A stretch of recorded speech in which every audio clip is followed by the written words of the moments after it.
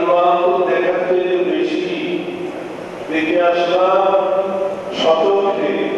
এখন হাজারো মানুষ যদি আমাকে বলে যে না তুমি একা দেখছো তো সত্য না, অন্যরা বিশ্বাস না করতে পারে, আমি যেহেতু আমার নিজ চোখে দেখেছি, তো সেটা কি অন্যের কথার কারণে সারা দুনিয়ার মানুষ যদি বলে যে না তুমি দেখো নাই, সেটা কেউ বিশ্বাস করবো কখনো?